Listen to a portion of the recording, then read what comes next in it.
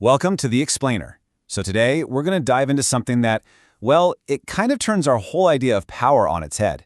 It's this principle, a pretty counterintuitive one, that says to be truly free and secure, you've got to make other people need you. Okay, so this quote, it really just gets right to the heart of it, doesn't it? We're always told that power is about being that lone wolf, totally independent. But this flips that script.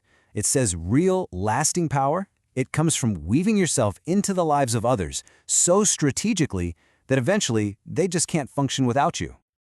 All right, so this brings us to our first big idea, the dependence paradox. And yeah, it sounds totally backwards, right? The more people rely on you, the more freedom you have. But trust me, once we break it down, it'll start to make a whole lot of sense. I mean, think about it. We're all taught that complete independence is the goal. Be your own boss, answer to nobody, that's the dream, right? But what if I told you that chasing only that, well, it can be a really dangerous trap when you're talking about real-world power. Because here's the crucial question. What happens when you're not needed anymore? What happens when your skill isn't so unique? Or, let's be honest, when someone younger or cheaper comes along who can do what you do? If your whole strategy is just independence, you can find yourself totally isolated and fast. And that leads us straight into this next section, the danger of replaceability. This is where things get serious. You can be great at what you do, absolutely excellent, but if you're replaceable, well, the consequences can be pretty severe. And history is littered with examples. Okay, let's take a look at this story from medieval Italy. You've got this mercenary, a condottieri, who basically saves the entire city of Siena from an attack, single-handedly. The people are ecstatic, but then they hit a snag. How in the world do you properly reward a guy who saved your city? I mean, no amount of gold or land seems like enough, right? So their solution was, well, it was shocking. Somebody in the city council stands up and says, "I've got it. Let us kill him and then worship him as our patron saint." And they all agreed. Think about that. They gave him the ultimate honor and eternal one, but he had to die for it. He was valued for what he did, but his actual living presence, that was a problem they needed to solve. And believe it or not, this wasn't some one-off thing. Take the famous general, Count Carmagnola. The guy was a rock star for Venice, winning battle after battle. Then one day, he gets called back to the city. He's probably expecting a parade, a huge celebration. Nope, they lead him straight to a dungeon, and the next day he's publicly beheaded. And the reason? Simple. They just didn't need him anymore. In fact, his power was starting to make them nervous. And this really hammers home the core danger, doesn't it? When you are replaceable, the people in charge lose absolutely nothing by getting rid of you. That general who's too popular, that hero who's a little inconvenient, you can just be discarded. If someone else can do your job, you are never, ever truly safe. Okay, so how do you avoid a fate like that? How do you make sure you don't end up on your own bridge of sighs? Well, let's turn to a real master of this game, Otto von Bismarck. You know, the guy who pretty much created modern Germany. Bismarck's strategy was just brilliant and surprisingly simple. See, instead of trying to buddy up with the most powerful people around, he did the exact opposite. He found the weakest link, the indecisive King Frederick William IV, and he attached himself to him. He basically became the king's backbone.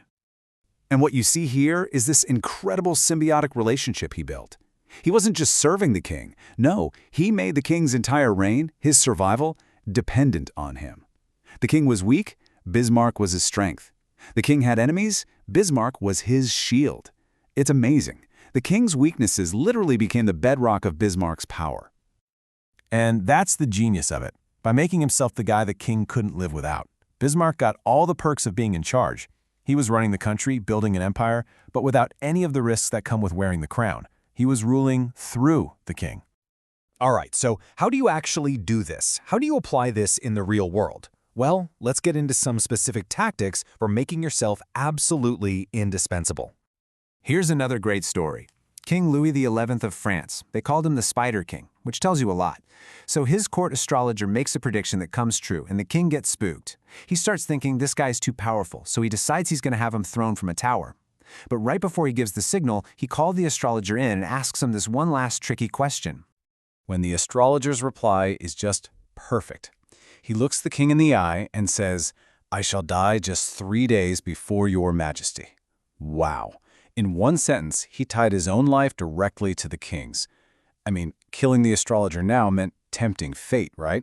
The king's plan was off. That guy didn't just save his own life, he was showered with gifts and protection for the rest of his days. So you can really see there are two main ways to build this kind of indispensability.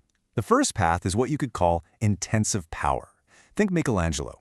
His talent was so unique, so singular, that even when he fought with the Pope couldn't just fire him. Who else was going to paint that ceiling? The other path is extensive power. Think Henry Kissinger. He wove himself into so many different parts of the government that getting rid of him would have thrown the whole system into chaos. So the strategy really boils down to this. You either need a talent that is so rare it's basically irreplaceable, or you need to wrap yourself into the system so deeply that pulling you out would be a total disaster. Either way, the end goal is exactly the same. Make the people in charge more afraid of losing you than they are annoyed by having you around. But wait, this isn't just about a simple power grab. There's one last, really critical piece to this puzzle. It's a twist that you absolutely have to understand if you want to master this whole idea and not have it backfire.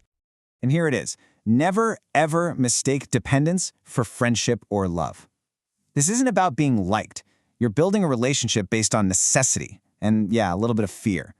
It's like Machiavelli said, it's better to be feared than loved. Why? Because fear is a lot more reliable than a fickle emotion like affection. This is a great way to think about it. You want to become like a vine with a lot of thorns.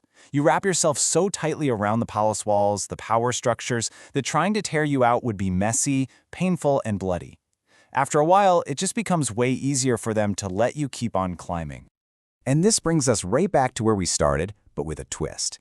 It's the complete reversal of that old idea. Chasing absolute, total independence, being a lone wolf, that's usually a trap. It makes you a target, it creates enemies, and it puts an insane amount of pressure on you. Real, lasting strength is never found in isolation. So the actual goal, the most powerful and stable place to be, is in a state of interdependence. You tie your fate to theirs. Your needs become their needs. And in a funny way, the person you work for, your master, they become your slave because they need you. You get all the power without having to be the one on top with the target on your back. So that leaves us with one last question. Something for you to think about. Look at your own world, your job, your relationships. Are you actively building those bridges of mutual dependence? Are you weaving yourself into the very fabric of the place? Or are you just a useful horse, carrying a heavy load today that someone else could just as easily carry tomorrow?